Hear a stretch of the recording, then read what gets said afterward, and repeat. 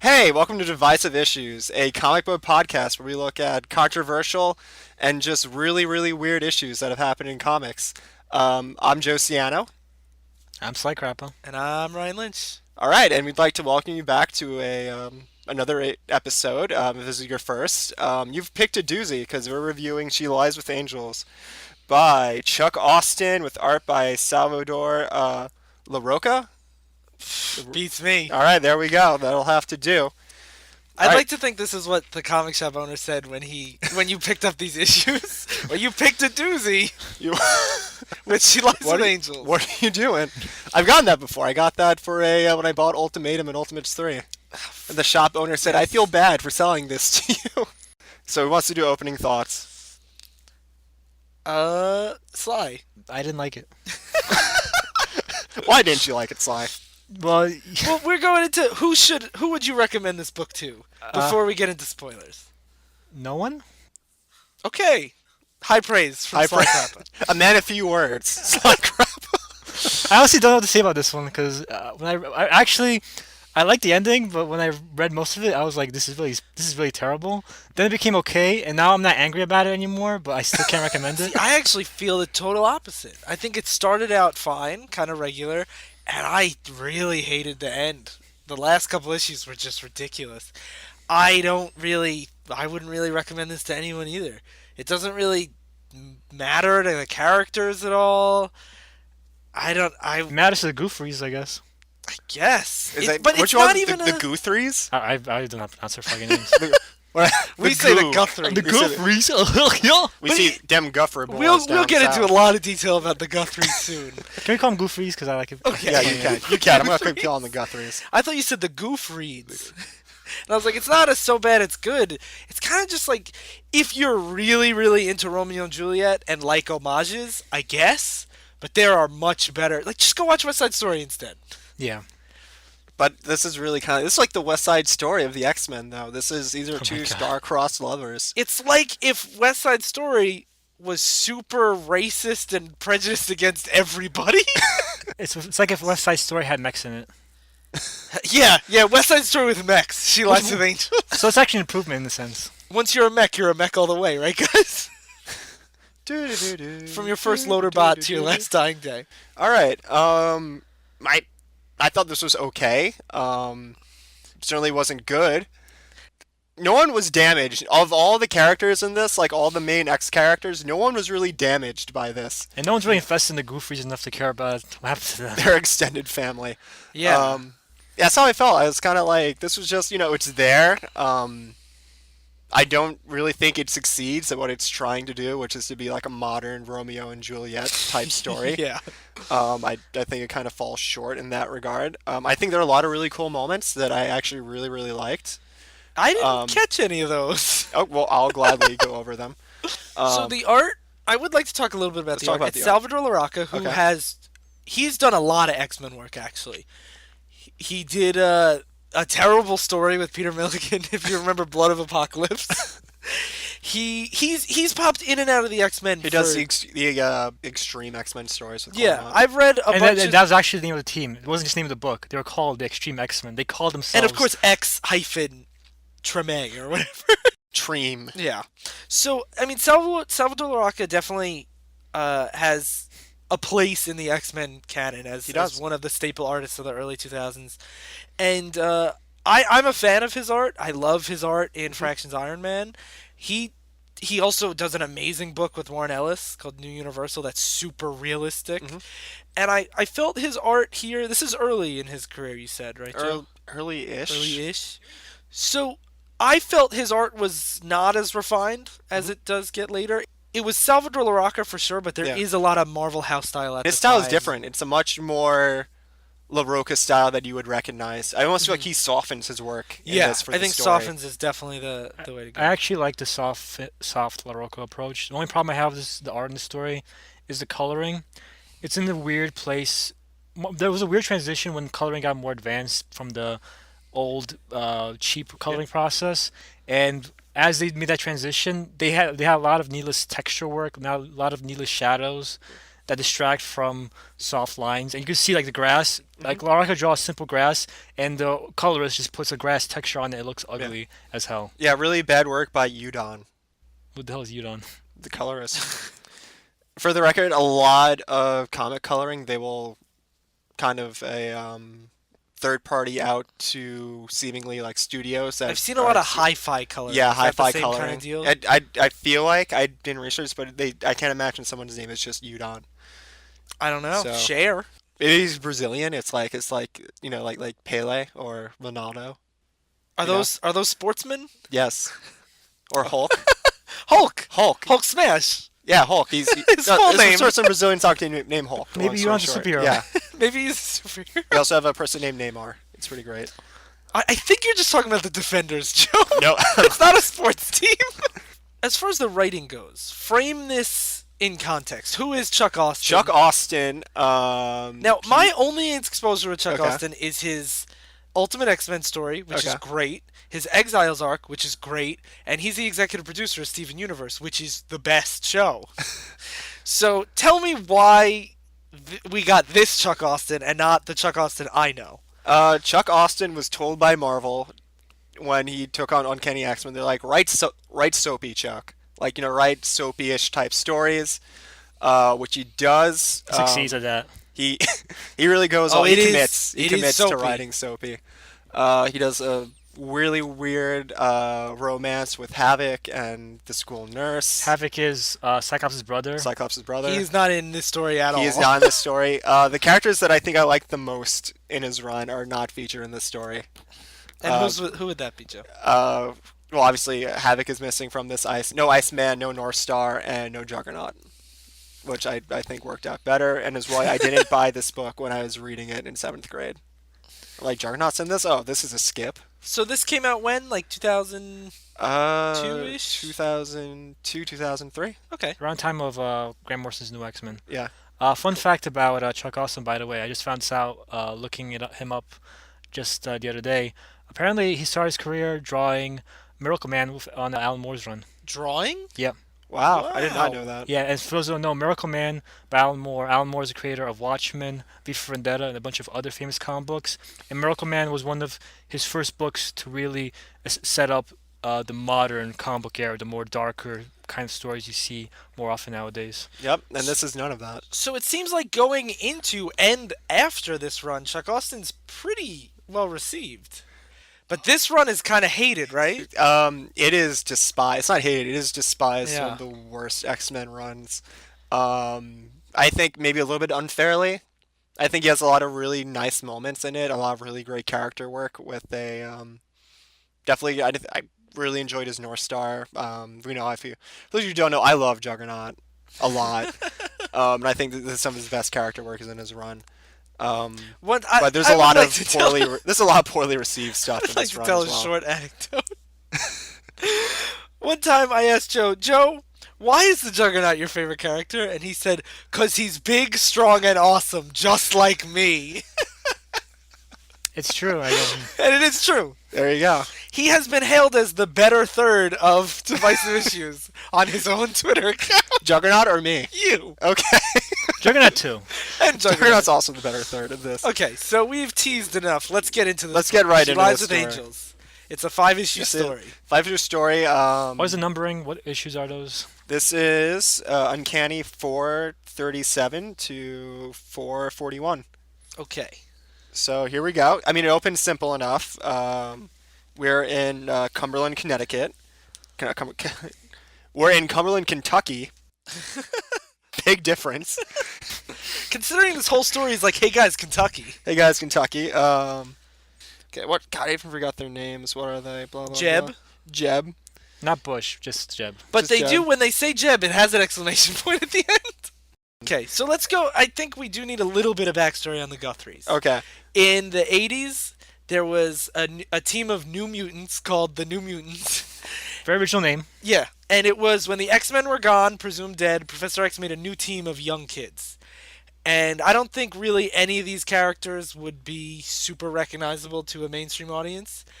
But one of them is Sam Guthrie, who is a great character, but he's not in the story at all.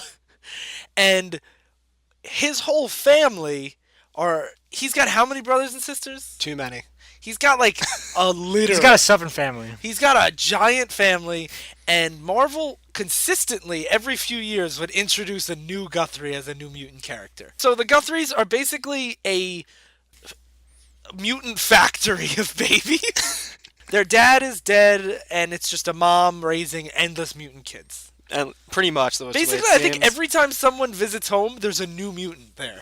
All right, but unfortunately, all's not well in Guthrie'ville because there is a rival family named the Cabots. I guess. Cabots. Cabots. Yeah. The Cabots. Cabbages. It's immediately established that this is the Hatfields and the McCoys. Yes. Two, like, really southern families that hate each other for no reason. No reason. I'm sorry, they're filthy muties, okay? Yeah. It's really established immediately the Cabots are super racist and super anti-mutant, and they're super anti-black, and they are, like, the most cliched southern ignorant family. So the Cabot children come over. They start antagonizing Raymond and Jeb being the Guthrie. The sheriff comes over. I'm pretty sure he's the sheriff. He's like, you guys stop that. Yeah. It's revealed that Jeb has mutant powers to essentially shoot like electricity out of his eyes. He shoots the Cabot kid. The Cabot kid gets like weird electrical stuff on him. The whole scene escalates. Jeb gets hit in the head with a crowbar. The crowbar's being thrown at Raymond. Jeb goes to stop it with his electric vision. It destroys the crowbar, but it keeps going, and it winds up blowing up the sheriff's jeep. And a very nice splash page. I don't know if by that's Salvador. physics, but that's what happens. It's electric. I don't know what. Just to go into how heavy-handed their racist dialogue is, don't one of them refer to him as the colored boy? It's them Guthries and them colors all over Yeah. again. Like, come on. That's not me simplifying it. That's Yeah, the line. This story is supposed to take place in, like, 2002. Like, I know that racism still exists, but this is so heavy-handed. So like the Guthrie kid starts grandstanding, you won't mess with me and my friends, and he's like, and the sheriff's like, shut it down, Jeb. He's like, what do you mean shut it down? These guys jumped me, you saw. And he's like, and the sheriff's like, I said shut it down. He starts giving the sheriff lip, and the sheriff shoots him. Just out of curiosity, do you guys think we're supposed to side with Jeb here? That's what I was going to say. This opening scene, I don't side with anybody. I side with the sheriff. He's trying to keep things calm. Yeah, I guess. Like, when I was reading it, I was like, who am I supposed to agree with? Everyone's a jerk here. Welcome to Cumberland. I guess. Welcome to the South. Listen, we have viewers all over this great country known as America, Sly. Yeah. There you Those are real Americans that you're talking about. Actually, no, they're not. They're fictional characters in a shitty X-Men book. All right, so cut to Westchester, New York. Home of the Paige X-Men. is with the Xavier X-Men. School for Gifted Youngsters, you mean, Joe? Sure. Okay. I showed him. A long-running relationship throughout this entire arc has been Warren and Paige. Warren and Paige. Warren is being Angel, Paige being Husk. Yeah, so Paige is Jeb's sister, who's been in the X-Men for a little while. Yep. And Angel is older than her By a lot. by a lot. They mentioned that a bunch of times. Yeah. And one of the founding members of the X-Men. Prominently featured in the upcoming X-Men Apocalypse movie. Yeah. Yeah. But for those who don't know, Paige has the ability to basically shed her skin and underneath reveal new skin with a new set of powers. So basically she will like shed off her regular skin and reveal like a rock hard metal skin. She can change her skin texture to rock, metal, things like that, Yeah. essentially. But the cool thing about her is that she actually rips off her skin Yeah. and reveals Yeah, underneath. she's a very visually interesting character. Yeah. Honestly, like she's one of the best examples of what I think the X-Men powers should be. Weird, but useful. Yeah. So they've had a long, not like a long-standing, but it's been an arc throughout all of Chuck Austen's run about them dating. Paige seems to be like, listen, what's going on here? And essentially it boils down to Paige wants to know, like, where is this going, Warren? Like, Yeah. am I wasting my time here? Should my interest be somewhere else? And Warren basically just says, yeah, you are wasting your time. Yeah, she says something like, should I be focused elsewhere? And he says yes. And just Yes. like... Literally drops the mic walks and away. Paige is in tears. However, Paige gets a call from the Deep South, courtesy of Jubilee, who answered the phone. Jubilee's only appearance in this entire story. Yeah, so it doesn't matter. And we learned that Jeb, whose full name is Jebediah, has Of been course. shot. What else is going to be? Jebra? Jebitron. I want to make a Jeb Bush joke, but I don't know his actual name. George Oswald Bush or something like that. Job, I think. Yeah. I think it's Job Bluth Bush. All right, so we cut there. We cut back to Cumberland, Kentucky. Jebediah is really mad. He's like, everything's stupid. The sheriff's name, who's Pete, is like, you were antagonizing them. Which they are. He was right. Which they absolutely were.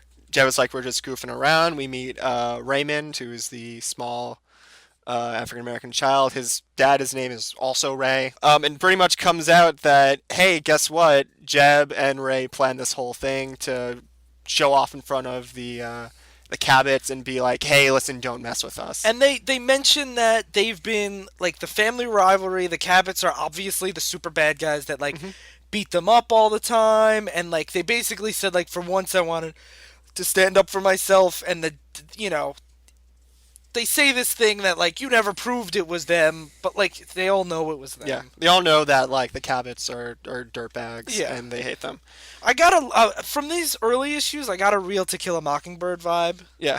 A really poor man's attempt at a Kill a Mockingbird vibe. Yeah. Is this when Paige joins up with them? Yeah, this is when they show up. Pretty much the kids did this whole thing. Everyone's super mad. They are dicks. Everyone's dicks. They're super mad at She them. lies with angels. Everyone's dicks. She lies The with sheriff's dicks. like, listen, I gotta ban you from the town. This was premeditated. We talked about this in the last episode too. Is this a thing that happens a lot? Do people get banned from towns all the time? Well, in a small town, you can imagine more likely. I guess. It's more like probably more like the sheriff. We're gonna run you out of town. We're gonna run you out of town now. Like Florida's gonna send in the SWAT teams to escort you out of the. Yeah. All right, so they're like, speaking of, where's Josh, this character who we haven't met yet? And they're like, Josh is, playing a concert, trying, at The blah, View. blah, blah. Yes, Which I thought they were View. talking about the TV show for a while. The View's head waitress and boss's daughter, Rosalinda Aguilera. So obviously this is Rosalind from Romeo and Juliet. They're talking about. So essentially, they go there. Rosalinda's there with another waitress. And Josh Guthrie singing a beautiful song about love. He's singing just for and her. Rosalinda's like, he's singing this song for me. And the other waitress who's in her monologue or getting the scene is like, no, he's singing the song for me. And that ends issue 1. And I feel like that's a weird dichotomy to see both of them thinking that when we don't know either of these characters at all. I assumed there were characters that existed before. I assumed all these characters were in the rest of Chuck I don't Austen's think run. so. No. The way the story treats them, it acts like you're supposed to care about them, and I don't. Yeah. I don't know why you don't. All right, so issue 2. do. It's poorly written. All right, let's take a look. Issue 2 opens up with things getting out of hand because guess who shows up? Oh, also, at the Josh Guthrie has farm? big red wings. He does. That's important. Yeah, not to forget that a tiny little plot point. He's got wings. All right, whatever. But he's performing with the wings, but everyone thinks it's part of the stage. Yeah, everyone thinks that the wings are a part of the stage costume, but they're not. They're his mutant power. Yeah, like so Angel, he also has wings. That's why he's allowed to be out in public as a mutant, because they think he's just an artsy guy. Yes. And not an actual... Oh, he's just a liberal arts student. Yeah. Exactly. For the record, we all went to a liberal arts college. Yeah. We all had wings. So the Cabots show up. They're out for blood. They bring their shotguns, like anyone does to like a good like Southern meeting. They show up to the house, right? To the house, to the Guthrie house farm. The mom Guthrie gets her own shotgun. They yell, "It's a bunch of lies." They bring up the point you made about the like, "Oh, well, your son picks on our son," and the Cabot son, like Cabot father's like, "You can't prove that." Remember. That is a lot of this argument. Is remember. Yeah. It's a lot of this book. It's like it's the most cliched like this scene like is just To Kill a Mockingbird meets Romeo and Juliet. Yeah, I'm gonna have to. I agree. It's very very heavy-handed. Yeah. So they do that. They have their classic shotgun standoff. Pete the sheriff is like, "Let's slow down." So we cut back to the really groovy concert. Groovy concert. Julia. We finally get her name in this issue. Not Julie. Yeah. It is. Oh my God, it's Julia. Oh, it is Julia. It is Julia. That is how heavy-handed Josh this and girl's name is Julia. All right. So anyway, Julia goes to the band's locker room, and that's when she realizes that Josh's wings are wheel. Josh's Those wings are wheel. Wings are wheel. Josh's ring. God damn it. Josh's rings are Josh's wings are real. Say that 5 times fast, Ryan. Wings are real. Wings are real. Wings are real. Wings are real. Wings are Josh's real. wing. I'm just gonna skip that. Hey Ryan, can you say that one more time? Josh's wings are real. That's right. He does realize that, right? Then we go back for some more stupid stuff at the barn. Thank God the X-Men are there because Angel and Paige come out. They beat up the Cabots. So that disperses, and we get to know more about Julia and Josh, who spent a magical summer 8 years ago. Okay, if anyone... It's mentioned exactly 8 years ago, and they're all shocked. Both of them are shocked that the other one remembers them from 8 years ago. You guys haven't seen it, but if any of our listeners has seen the movie Fateful Findings, it is that. It is like, we had this magical summer together. We were 10 years old, and that was 8 years ago, so I am now of legal age, so this isn't a weird thing. And yeah, it's weird how obsessive they are about this thing they did when they were 10. Yes, this one summer. That's the only time they ever They met. also really sexualize it in the dialogue. Oh, yeah. Josh is like... she's the first girl I ever saw naked, and like she was 10, and you were 10, and that's weird. Yeah. And then, like... Juliet's like, don't say that. I wasn't even fully grown yet. Yeah, and then Josh is... But it was all... I love how much they go over their own time, but it was all innocent. Yeah. They mentioned that, I think, like, 4 times. But then his bandmate is like, that's not the way he tells it. Who tells a story about this time that they, like, boned down when they were 10? What a weird thing. This dialogue from Juliet. There's this pond, and he used to sneak fucking up. 10-year-old girl. Bro fist! Yeah, but he's going on and on about all this lovey-dovey stuff, and the other guy's standing there, and the whole time he's just like, ew, bro, stop! And this goes on for, like, almost a whole issue of this guy just standing there, and he keeps being like, do you guys want to be left alone? And then Josh is, like, almost making out with this girl, and he's just like, ew, bro! And it's really weird that he doesn't just walk away. No, well, they're in the band locker room. Like, where's he gonna go? Okay, first off, what band has a locker room? I don't know. Anyway, whatever. I guess that's the way they do it on The View. So the song that Josh was singing in issue 1 is about their summer together. Yeah. And this is even more weird because Julia's like, "What'd you tell him, creep?" And Josh's like, "You heard my song." And he's like, "Yeah, the PG version." And I'm like, "What's the R version when you're 10?" Why didn't they make it when they were like 14 or 15? You know, the age Romeo and Juliet were. Why make it 10? It's so weird. I don't even like that. Even the whole subplot of, oh, we knew each other when we were kids, and now we love each other. It seems like a way to make it easily be, hey, we love each other right away, so the story can move along fast enough for the 25 issues. Yeah, like it's really lazy. I feel like they should have at least made it when they were like 16 or something. Yeah, and Josh comes on hard. He's like, "How about my lips? Would it be too weird for me to kiss your hand after all this time?" And he's like, and she's like, "I don't know. They're nice lips." And the other bandmate looks horrified at what's going on in front of them. This scene makes trouble subtle. At least this scene makes, like, at least Trouble gets to the point. Yeah. At least Trouble knows what he's doing. I don't get what this story's fucking doing. Yeah. I get what he's doing. We're being Romeo and Juliet for the X-Men. It's fantastic. I guess. We're only 2 issues in. All right, so anyway, Julia's grandma comes in, and we get the reveal that Josh's name is Guthrie, and guess who Julia is? Guess what family Julia belongs to? The McCoys. The Cabots, yes. Oh, yeah. That's what I meant. The Capulets. Oh, yeah, Cabot sounds just like Capulet. God damn it. How did I not catch that?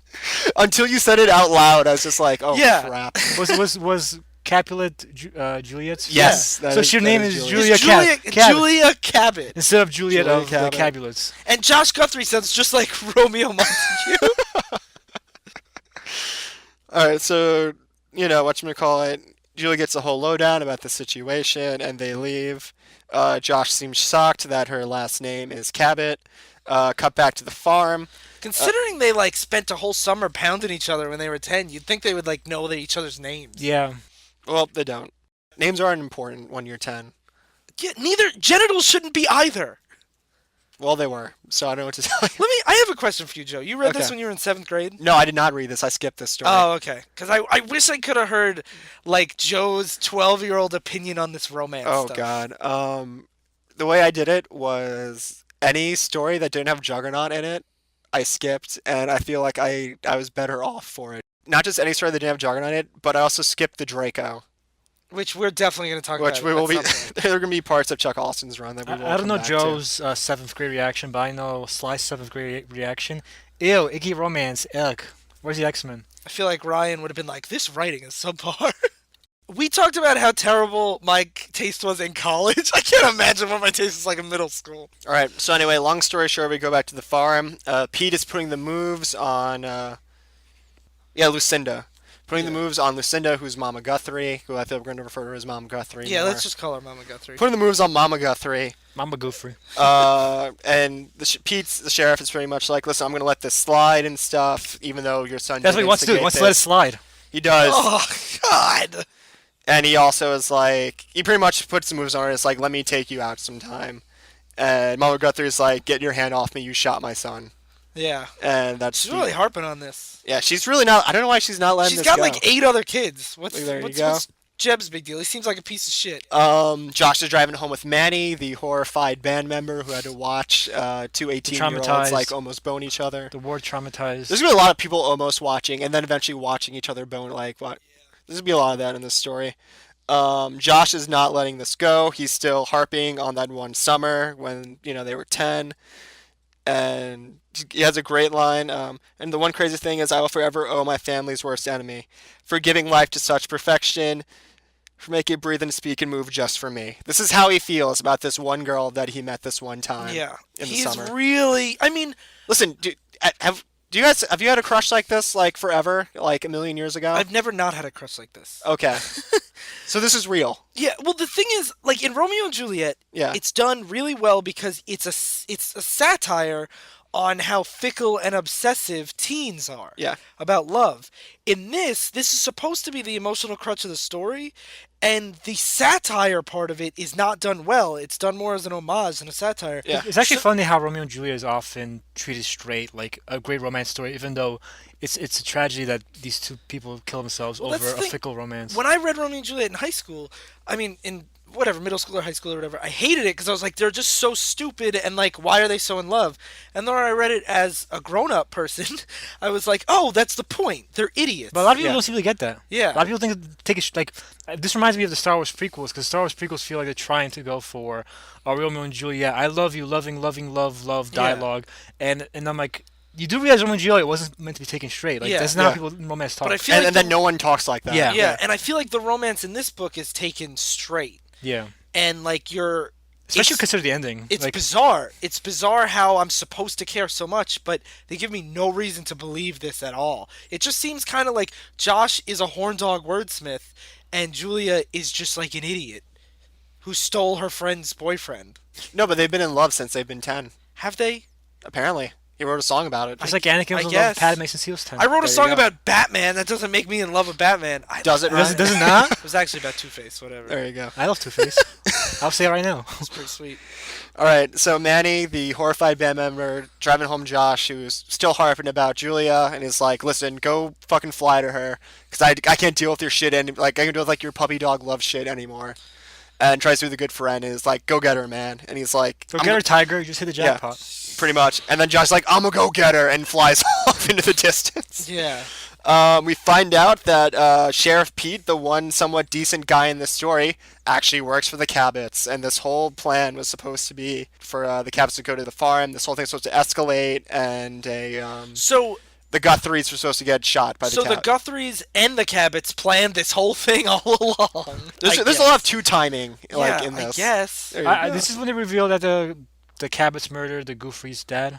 Casually in a throwaway line of dialogue. Yeah. Now, the Guthries had been a character. Through poison. The Guthries had been characters for decades. Like, Sam's relationship with his father is a big deal. You can't just casually reference this. You can if you're a comic writer. That's all the time. There you go. A member of Cover Justice. Oh, this character from all these books, they're dead. Yeah, you're right.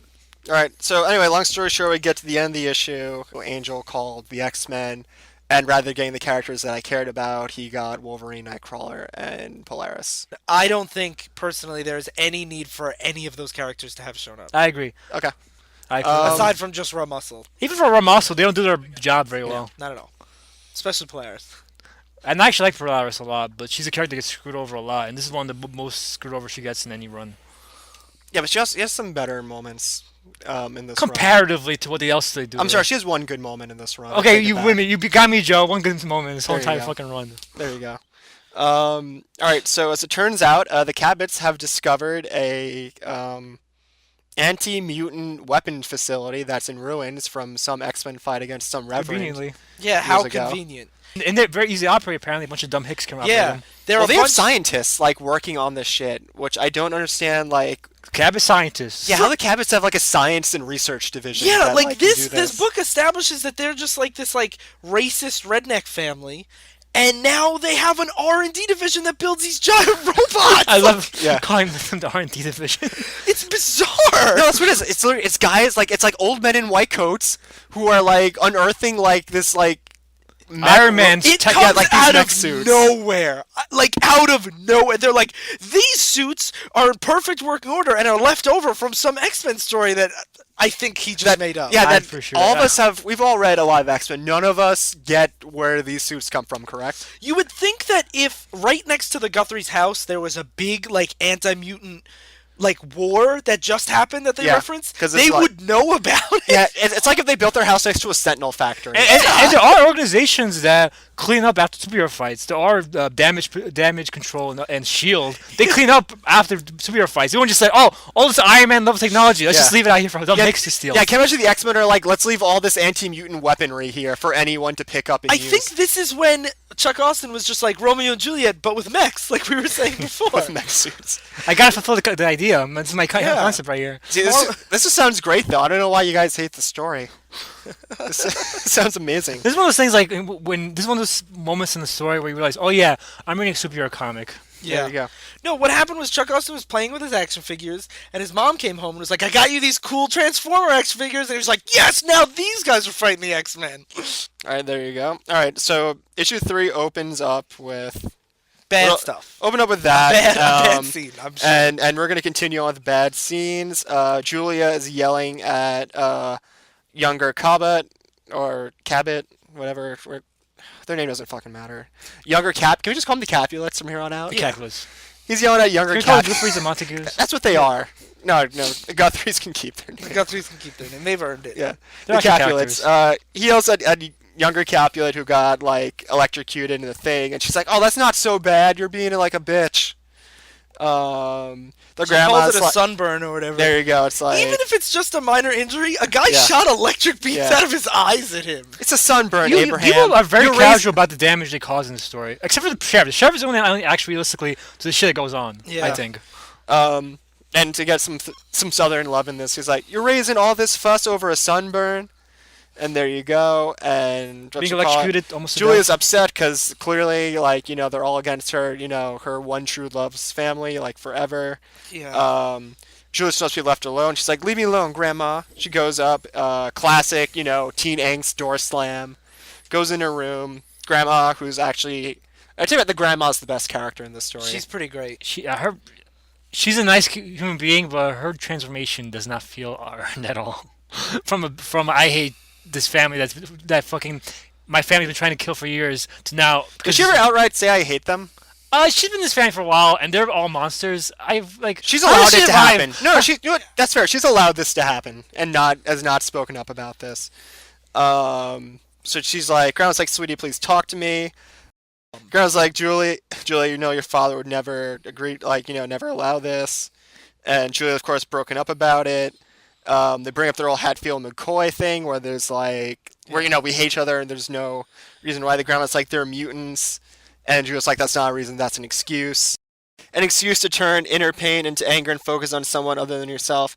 And an excuse for those whose own inadequacies are so immense that they can only feel loss deficient by dominating others and controlling others, who must be categorized as beneath them. This is supposed to be an 18-year-old girl, Southern girl, saying this. We're supposed to believe this is natural dialogue for her. Yeah. And then it's not as bad. I don't want to. We could just read this whole issue. could read I this don't whole want to thing. do Yeah. that. But what happens next? We're gonna save more reading. Blah blah blah. If you really want to read terrible dialogue, just go buy the book. That's our recommendation. If you want to read Tubber dialogue, buy his book. Okay, and we're gonna get to this is the one page where I think Larroca's art is awful. The Julia's talking about love, and the grandma looks shocked, and she's like, Juliet's like, "What are you looking at, Grandma?" And it's Josh flying out her window, looking really evil. It's terrifying, yeah. Fun fact: this page is for sale at AnthonyComicBookArt.com.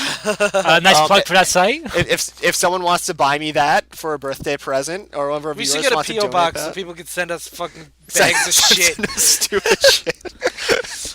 Not literal shit. Please don't send us feces. No, there's companies that let you buy boxes of shit to ship to people. So they send boxes of Size of Angels? Yeah, exactly. Pretty much, it's. I thought this was a nice scene. It's a nice like mother-daughter moment where Paige is grown up. They talk about Paige hiding her accent, and the mom was always like worried that she Actually, I was like that scene too. to leave home and like kind of like never come back. With all the shit the story kind of gives to itself, this is a nice moment to have I Paige. think Husk is good in this story. Yeah, but I feel it's nice to have Paige be like, I'm not ashamed of who I am. I like being stubborn. Yeah, exactly. They bring up Warren and how like are you trying is she trying to hide her accent and stuff to impress that rich man? Yeah. Because Paige does not come from a very rich family.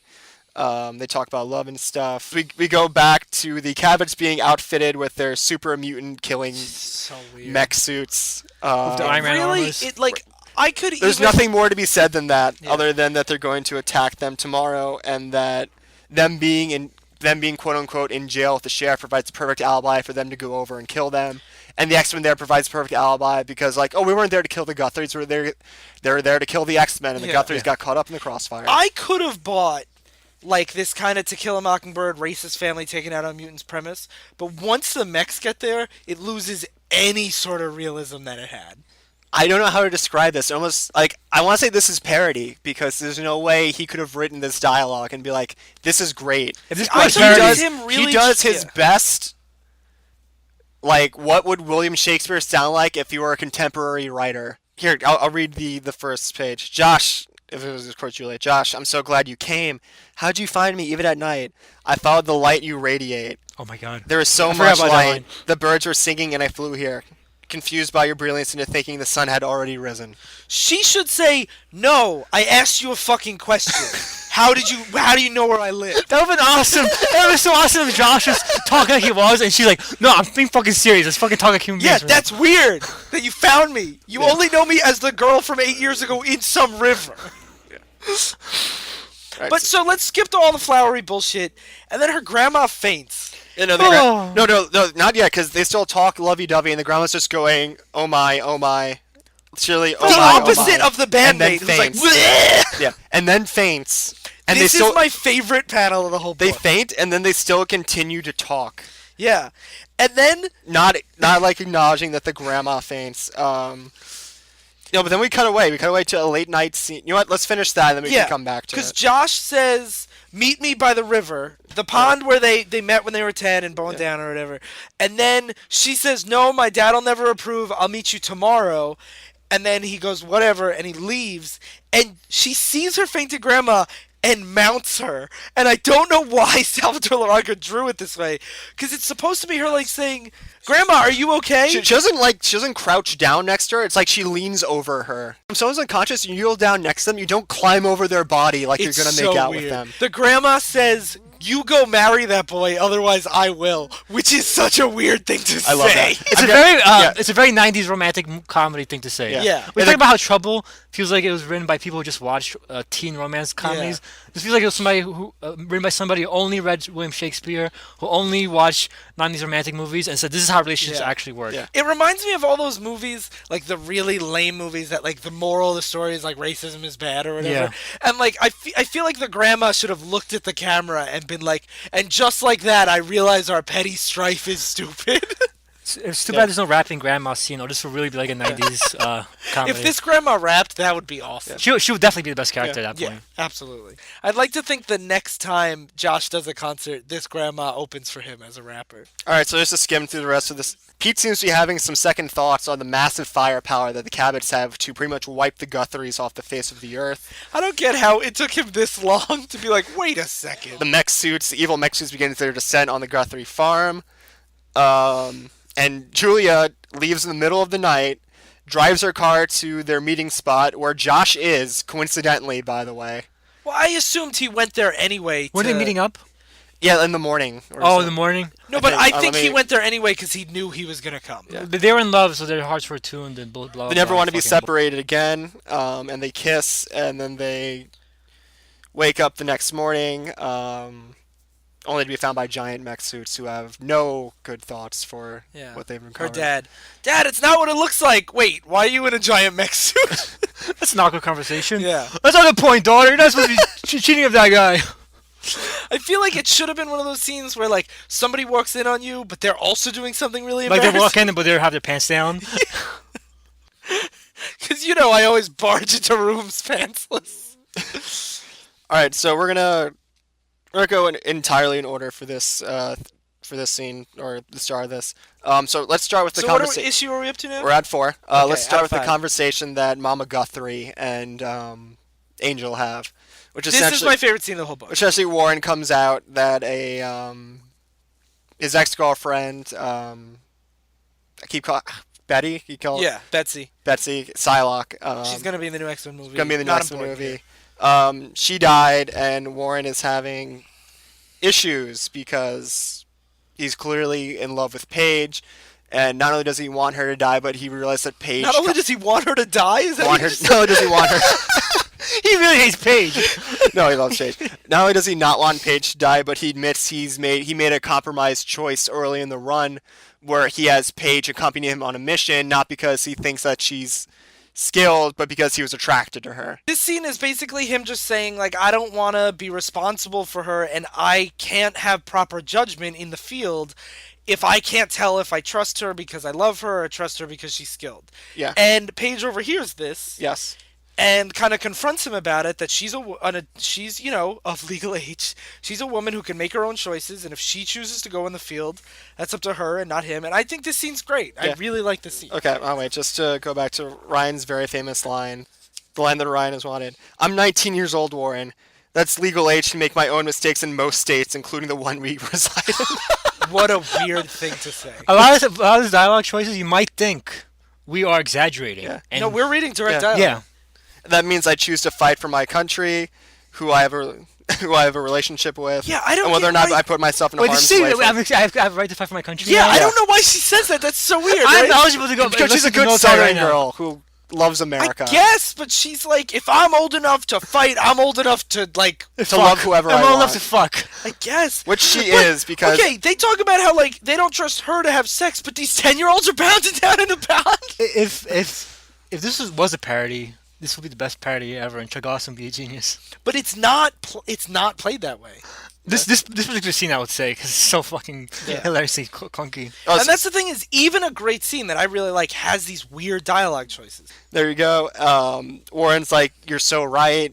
Like, whatchamacallit. Maybe that's why Betty withdrew from him, blah, blah, blah. And this is the scene. This is the defining scene of the book. Warren's this like, I need is someone- the reason why we read this This is the only book. reason why I read Warren's this. like, I need someone to tell me, when I'm wrong instead of, running away from me. And then they fly up into the air and fuck each other. They don't just fly up in the air and fuck each other. Oh, I'm They so- drop clothes onto Paige's mom. Yes.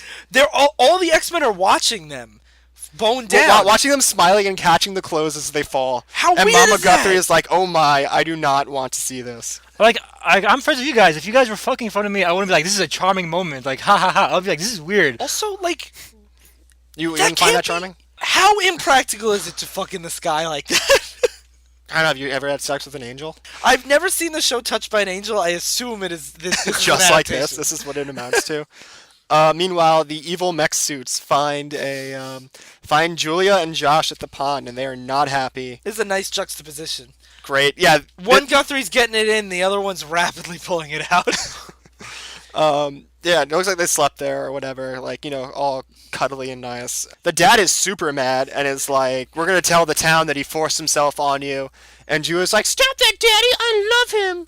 This is the I wanna be To with Kill a him, Mockingbird Daddy. word stuff that I was talking about. No one will take the word from you and over you, Yeah. you white girl. Exactly. There you go.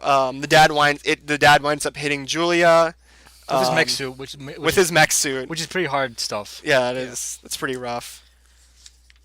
They wind up beating the crap out of Josh. I think he ends up getting shot I think he winds up getting shot by one of like the grappling arms.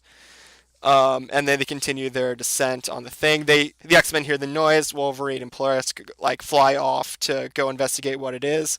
I want to point out Warren and Paige are still fucking. Yeah. Yeah. As this happens. Yeah. As this noise And and stuff they're happens. up in the sky. They could definitely see. And Paige, this is Paige's family. Yeah. This is her family. She rather Hey, fuck. she's been waiting to fuck this guy for a long time. There you go. Yeah, so fuck my family. I gotta fuck this guy instead. Yeah. Okay. All right. Have you ever had sex with an angel? All right. Meanwhile, Mama Guthrie really actually likes Ray Senior, and they share a kiss. And that's the father of the African American Yes. child from the very Ray beginning. Senior, who I don't think has been in this comic since issue 2.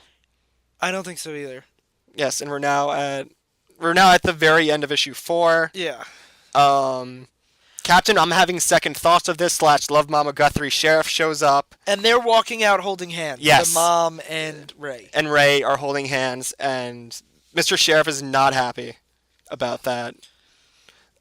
Speaking of, the super awesome mech suits are actually made of carbon composite. Polaris can't do anything. Polaris with her. has Magneto. Polaris, powers. who- She has Magneto She is powers. Magneto's daughter. Yeah. It's revealed in this run, actually. She's Magneto's daughter. She gets, shot by some weird missile thing and falls to the ground. And this is comic books, so this shit happens all the time. But she took a missile right to the fucking face, and she's fine afterwards. She only does mess up her costume. Yeah. Wolverine says your Spaghetti. costume's spaghetti now, and she winks at him or something. And she looks. Let's Or not she get- says good. She's like, so? I don't get. And then she. Yeah, she looks down and she's like, so what? And I'm a is there- female comic book character. I gotta look skimpy. Yeah, I guess. No, she's the only one with the not skimpy. I'm Well, sorry. that's why now she is. She has a full body suit. That's so why. you should be thrilled. That's why But then- Ross is like, I have to fix this. It's the same thing. It reminds me of the newest DC book with Power Girl in it. Yeah. Well, not the newest one, the reboot one. Power Girl is a character who always had a boob window in her costume, and she got a new costume. And fans, for some reason, clamored for the boob window, and they were really mad about it. And they So won in out in the end. in every issue, she would have her costume ripped so her boobs would come out. And it was so, as someone who liked the full body costume, it was like, guys, That's this is why we can't have real nice things. It's kind of defeating the point. To be of fair, the though, you costume. don't see any of Polaris' skin in this because she covers it up with the cape. That's true. That's true. It's So just- it's a weird scene. it's not like they did this for TNA But it's purposes. weird. Why did they It's just do a weird scene. Because this whole fucking book is weird. Have you Yeah. not realized that yet? That's true. This whole story is... Oh no, it's a specific reference to when Tybalt spills spaghetti all over himself. or whatever. Also, as they're having this cute scene where she's winking at him, the Goofies are getting killed by the mech suits. Yeah, there's a Wolverine big goes to tone check on her. problem. That's next issue, so we can get into that.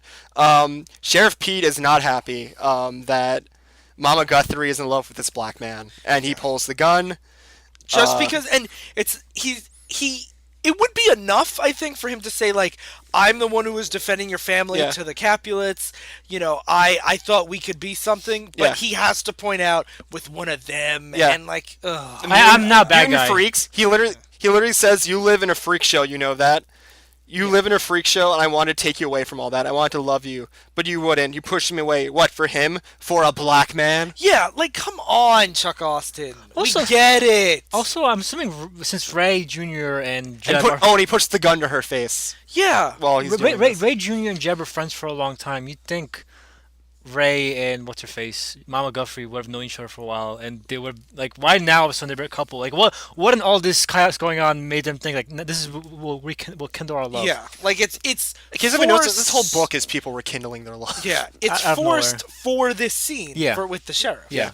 You have to make sure the sheriff has hope in this relationship, and then they have to hook up so that hope can be dashed. It's drama for drama's sake Yeah. is really Yeah, the best way. exactly, Like, there's no exactly. need for it to be But don't worry, Like the this, sheriff's arc will get resolved very quickly. absolutely. So now we're up to All issue right. 5. Which opens up with Warren and Paige making Stop. out in the sky They stop fucking finally. Still.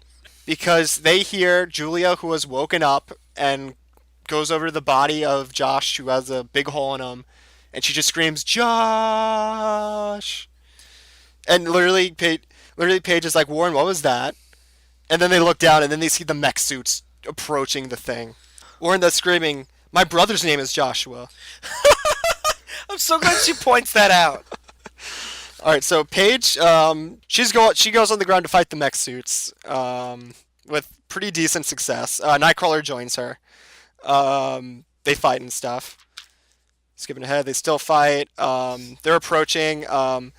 Mama Guthrie says to Raymond, "Listen, get the kids out of here." Or Ray, yeah, Ray Senior. Ray does a great job at that. Yeah, Ray. He gets in the car. Yeah. Does a good job of getting to that car. Gets in the car. Wolverine finds Polaris. Wanted to make sure she was all right. Spaghettis or Spaghetti. We covered Oh, that already. SpaghettiOs. I'm naked. All right, then we get to a really fucking weird choice here. A weird choice in this book. Yeah. What a shocker.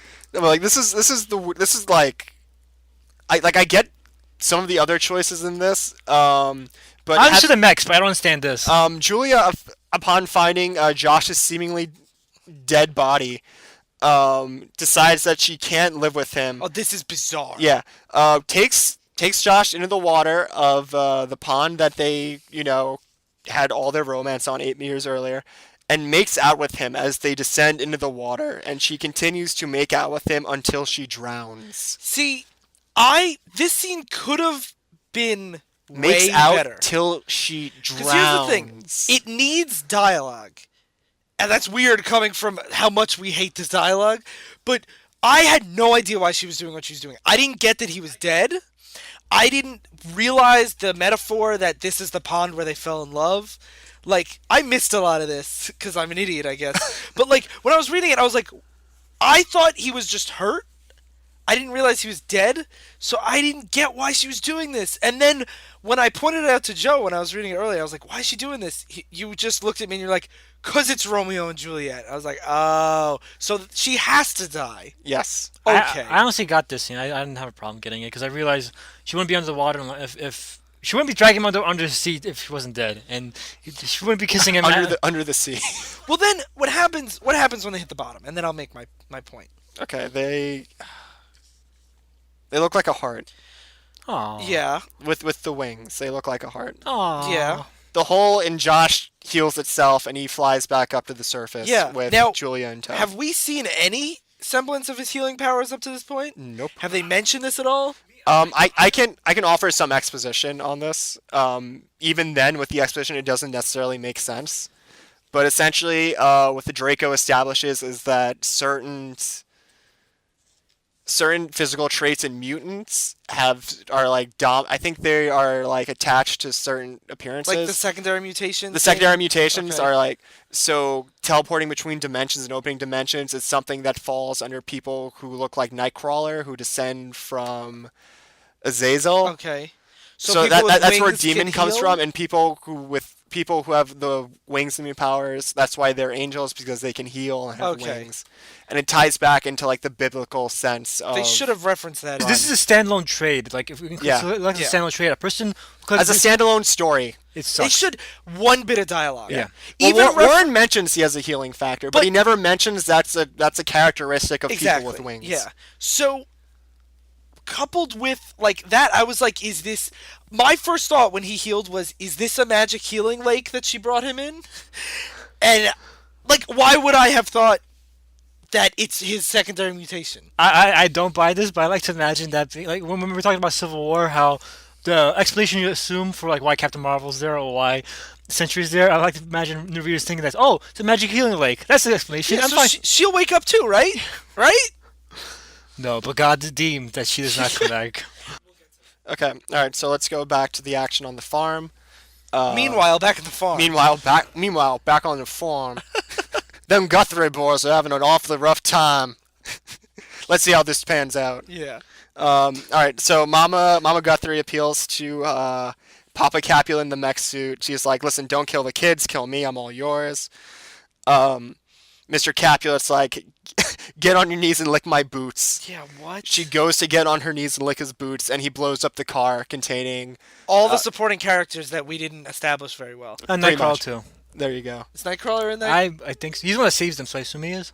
He bamps in and saves the two Oh, okay. children, but not Mr. Guthrie. Yeah. Oh no, so not Mr. Guthrie. Not the future Mr. Guthrie. What would have been the future? Yeah, so he only saves the kids. He only is able to save the kids. Mama Guthrie is like, "Why did you do that?"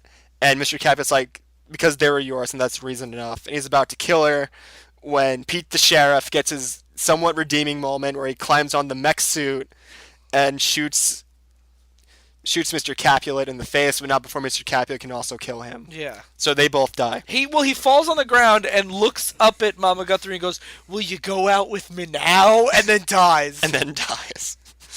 I was like, she still said, it's like, no. No.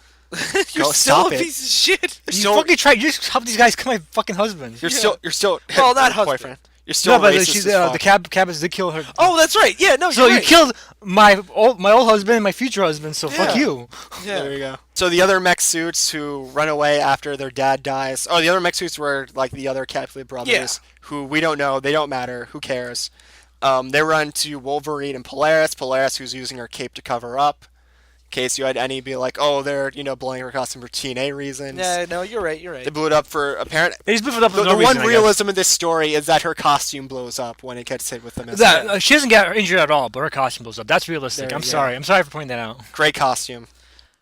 Good job, The X-Men. thing is, though, Sly raised a valid point that we see this a lot, that women's costumes get blown apart and Yeah, men's costumes for don't. TNA reasons. For TNA reasons. Yeah. Because there's no TNA reason, it raises the question, why do it at all? Yeah. Why not just have her costume? I guess for the joke of her not caring that her costume was blown up. But I don't get it. I Of don't all get the it. things on this story, this is the thing I can't accept. Yeah, I dedicated a page to it at that point. Yeah, exactly.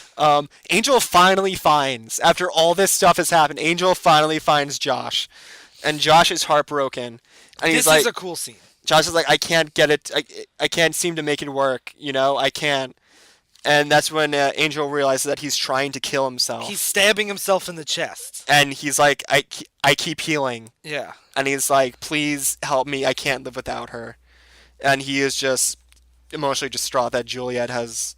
I did call her Juliet. Yeah. Juliet has drowned herself. That's a really cool concept. Yeah. That was Of, interesting. like, because he has a healing factor, he can't fulfill the Romeo and Juliet archetype. And he has to go on, like, living. Juliet from Heaven basically narrates out this story. She talks about drowning, and how she wants Josh to someday move on. You can actually see the emotional wreckage of this story. Paige and Angel have a nice moment where they hug each other as Mama Guthrie looks on crying but happy that her daughter's I guess found love. And someone finds love and not death in this story. And Josh sings a new song about Julia entitled "She Lies with May She Ever Lie with Angels." I actually do really like the art of this final scene, Yeah. of like him singing in like really dark shadows. Yeah. And like I actually think that Lonely on stage. Yeah, now that I think about it, when you said the finale, I thought you meant the whole finale. No, But not the last- fucking mech fight. I mean, Yeah, like the last mech couple fight. pages are really. I love the mech fight. Like, oh, bam, bam, Honestly, robot. The last fight. couple pages are easily the best pages of the whole story. Yeah. So okay, final Well, judgment. Final judgments. Definitely not the worst thing I think we've ever reviewed, but it's so wildly inconsistent, Yeah, and the dialogue is so over the top Yeah. and so cheesy, and so not like I understand what he's going for. He definitely wants to do a modern Romeo and Juliet. yeah, but I think but he it misses falls- the whole point of Romeo and Juliet. He does, and it falls so short. And I'm not sure Romeo and Juliet ever needed mech suits. Well, That's debatable. this just shows how shitty Romeo and Juliet without the greatest Shakespeare character, Mercutio. And this I think Angel and Husk stops being a thing after this run. Oh my god, thank God. Yeah. That was such a bad romance. Oh, it's fine. Husk gets a much better romance than Wolverine and the X-Men. Oh, it's so good. She gets the best romance ever. But I think that I don't know who would enjoy the story. It's not so bad. It's good. It's just like kind of boring. That's how I felt. Like, I would have been mad about the story, but at the ending when they had She Lies with Angels, when they had Stuff of Icarus, it didn't earn the feelings I got, but it delivered the scenes well enough that I got some feelings Yeah. from that. So Yeah. overall, I can't hate the story because it did. You do see that Chuck Austen is a somewhat competent writer in these final scenes, and in some of the other scenes as well. Yeah, so I can't get mad at like Cry for Justice, which delivered none of its impactful Yeah. scenes correctly. Yeah. But that makes it not so bad as good and not so bad. It's you have to read it just because it's so terrible to read. I'd put it in the trouble category because I do think of it. It's like a bad movie that if you want something, you can kind of like laugh at how cheesy the dialogue is and how over the top it is. I certainly think you can do that. The scene where Warren and Paige, fuck in the sky. Like there are moments you can laugh at If in this this was story. 3 issues, I would totally agree. 5, it's a little too long for that. For me. Yeah. Okay. Not that you can't have a bad 5 issue story, but Yeah. this one has too much padding for me. Okay, no, that's fair. But it's just like another thing, and I think I mentioned this before, and when we talked about like the rise and fall of Roy Harper stuff. There are some great character moments in this, but if you want, you don't need to read this for those because Yeah. there are great character moments with these characters in so many other books. Yeah, you that can get much could better husks somewhere else. Exactly, you get much better. Even in Chuck Austin's run, you can get better Husk and Angel elsewhere.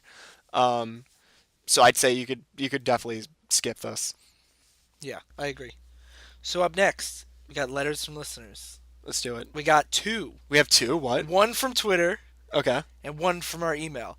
The first, if you want to tweet at us, it's at Divisive Issues. You should follow us.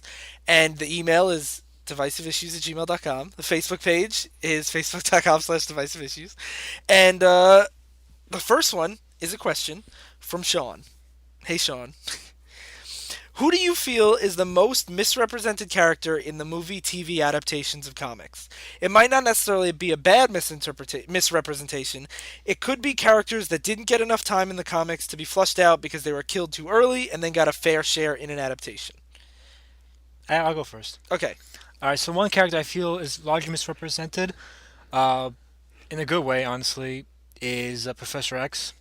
Professor X in the comics, basically in the 60s when he was created to be a very authoritarian, very cold figure. Basically, he was just there to be the leader, and that's it. And as the books went on, they felt like he was restricting the team too much by being such a powerhouse, by being such a strong character for telepathic powers. So they often try to keep justifying that the X-Men don't need him anymore. So they made Professor X even more of a dick by having him impose himself on a team. Professor Xavier is a jerk, according to Kitty Pryde. Yeah.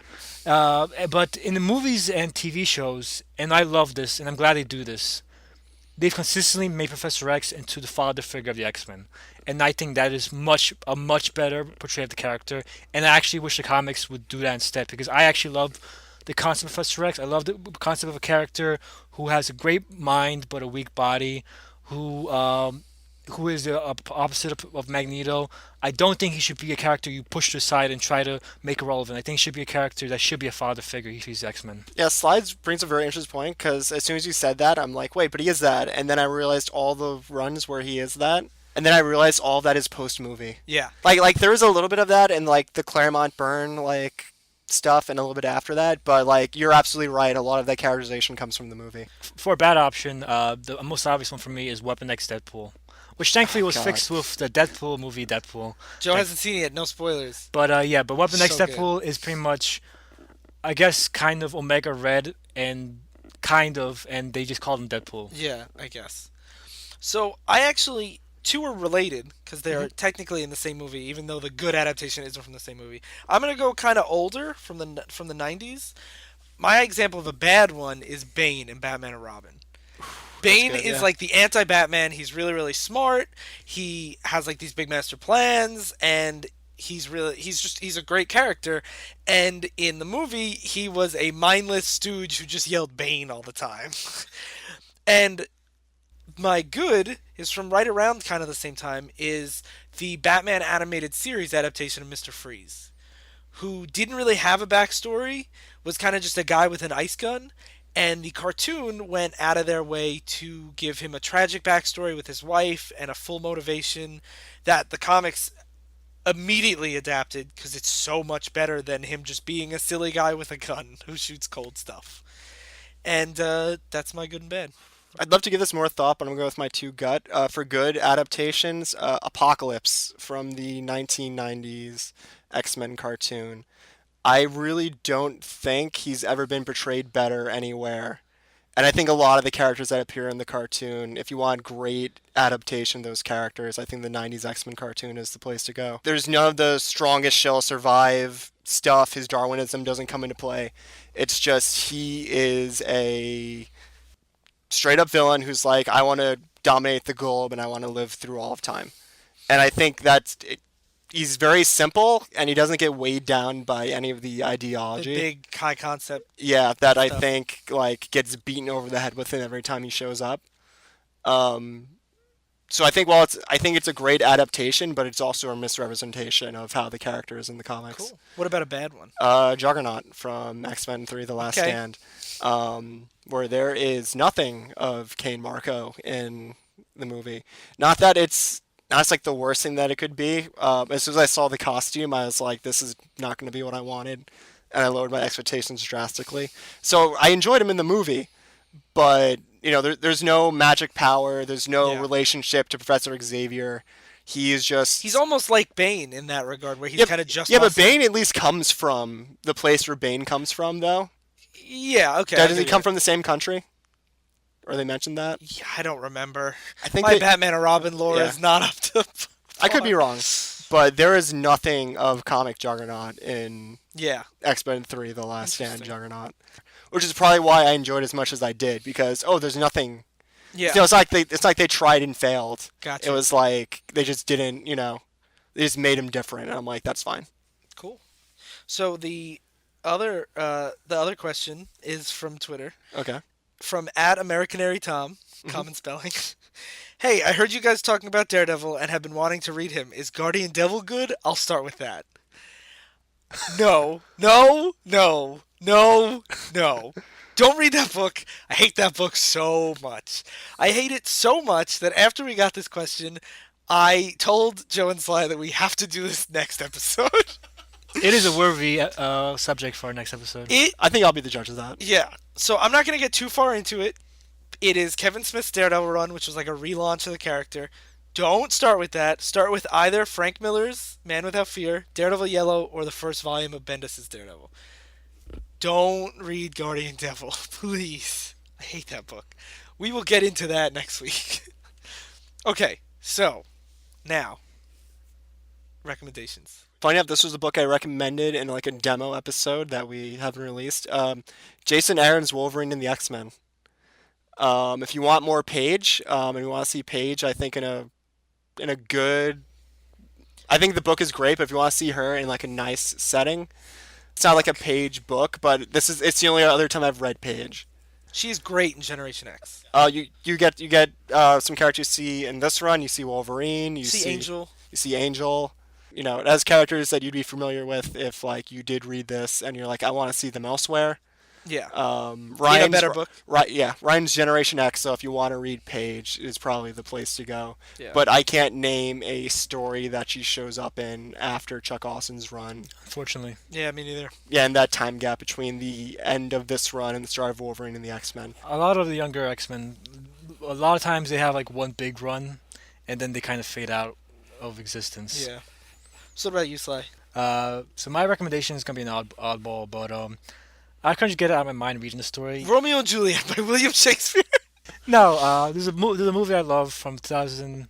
I think it was from 2 years ago, maybe 1 year ago. I forget how long ago. John Wick. Oh yeah. I recommend John Wick, but in regards to this story, I recommend a movie called Blue Ruin. What is it called? Blue Ruin. Okay.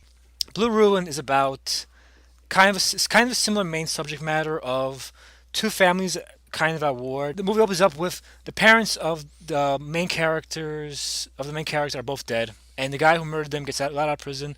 So the main character goes to get revenge, and basically, the movie it's very similar tone because it's very southern. The main villains are very much assholes like this, but the movie is way better than this because it actually goes into how violence perpetuates violence because the main character by going after them basically sets them off against the rest of his family, and basically even though the main villains are assholes just like these villains are, there's a lot less black and white because the main character basically perpetuates a cycle of violence, and the movie is basically just like how we start these fights and they keep going on and we forget why we started them, and that's what happened in this story. They even mention like that they don't remember why the Cabots and Goofies hate each other, but that's instead of being just a dumb backdrop like in this story, it's the main theme of the movie that you just keep fighting, and if you never let it go, it just keeps this hatred keeps growing and growing. And it's a very beautiful movie, and I recommend it That very sounds much. awesome. I want to recommend something that's not super related, Hmm. but well, I mean, it's It's another fine. X-Men book. But when I was reading it, I was just trying to think of another action-heavy X-Men book that did romance way better, and I kept thinking of Joss Whedon's Astonishing X-Men because it's not a heavy romance book at all, but there is a romance plot in the background that I find adorable. And I just think whenever I read a bad X-Men book, I'm like, I wish I was reading Joss Whedon's Astonishing X-Men because it's really one of the best books there is. I will be surprised if we go another handful of episodes without someone else recommending Whedon's Astonishing. I think we're all really big fans.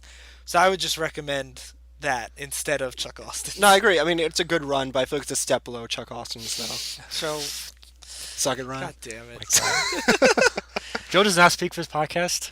I speak as the better half, or I mean the better third of No, Divisive you Issues. are a whole half, and Yeah. we are a quarter each. Yeah. It's the better half of Divisive Issues. Chuck Austin's run is great. If you want more Chuck Austin's run, you guys should email and tweet at us. Let us know. Let us know your demand for Chuck Austin X-Men, and I will gladly give it to you. So, just a reminder, I know I said it a million times, but follow us on Twitter, like us on Facebook, and we're on iTunes. Rate and review us. It's the best way to get new listeners to find us. So, and you can also follow us on SoundCloud. But iTunes rate and review is the best way to help us out. And that's pretty much it. Thank you guys so much for listening. I've been Ryan Lynch. I've been Sly Crabbo. And I'm Joe Ciano. Let's have sex in the sky and stay in continuity.